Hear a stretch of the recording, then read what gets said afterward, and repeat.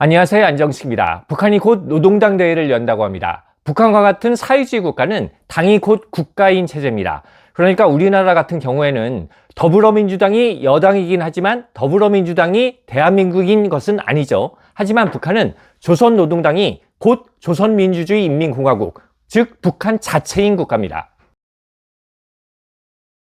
그런데 북한에서 이렇게 중요한 당 회의가 무려 16년 동안이나 사라졌던 시기가 있었습니다. 바로 김정일 집권기입니다. 북한은 김일성이 살아있던 1993년에 노동당 6기 21차 전원회의라는 회의를 열고 나서 2010년 9월에 제3차 당 대표자회가 열릴 때까지 무려 16년 동안이나 당의 회의를 열지 않았습니다.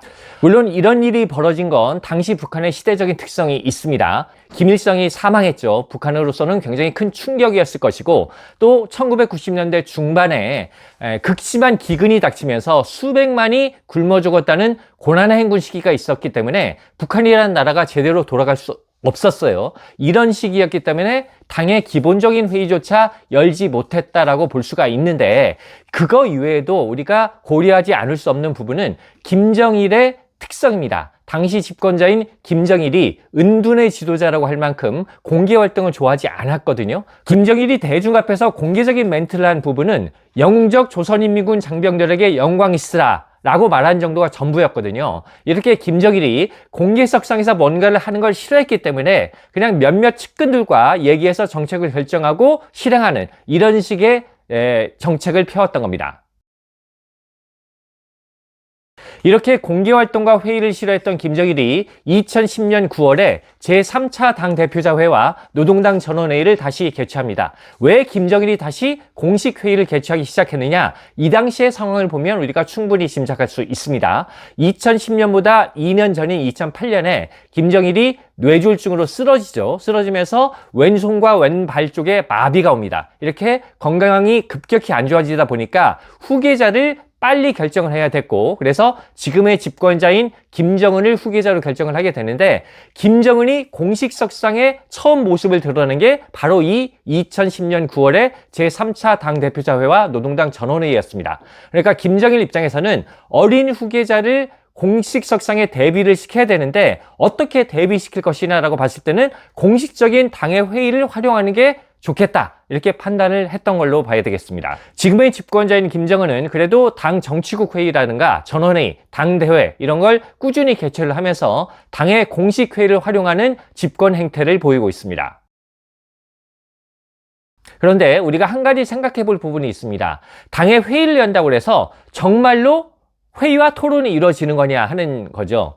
북한이 공개한 회의 장면을 보면은요, 김정은이 연설하면 참석자들이 열심히 받아 적습니다. 그리고 가끔씩 이제 토론자들, 지정 토론자들이 나와서 토론을 하는데, 그 토론이라는 게 그냥 연단에서 원고를 보고 그냥 그대로 읽는 거예요. 그리고 이제 안건을 의결을 할 때는 당증이라고 그러죠. 당원증을 손으로 들어서 거수로 투표를 하는 거거든요. 이렇게 공개 투표이기 때문에 반대표라는 게 있을 수가 없고 항상 만장일치의 의결이 이루어집니다.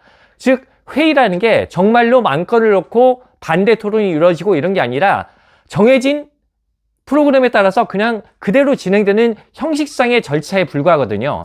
이렇게 본다면 김정일 시기에 회의를 안 하고 몇몇 측근들과 그냥 안건을 논의한 것과 지금처럼 공식 회의를 여는 것과 무슨 차이가 있느냐, 이런 의문이 가능한 거죠. 다만 공식적인 회의를 열게 되면 북한이 회의 결과를 어느 정도는 대외에 공표를 하기 때문에 그걸 통해서 북한의 정책 방향을 가늠할 수 있는 기준이 되기는 합니다.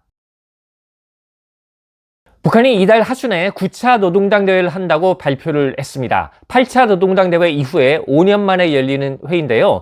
북한의 당 관련 회의 가운데 당대회는 가장 중요하고 수위가 높은 회의입니다. 그렇기 때문에 이번 9차 당대회에서는 향후 5년간의 북한의 정책 방향, 대내 정책뿐 아니라 대남, 대미 등 대외 정책 방향도 발표될 것이기 때문에, 그래서 우리가 북한의 앞날을 예측해 본 데 있어서 이번 대회를 주시해서 기다리고 있는 것이기도 합니다.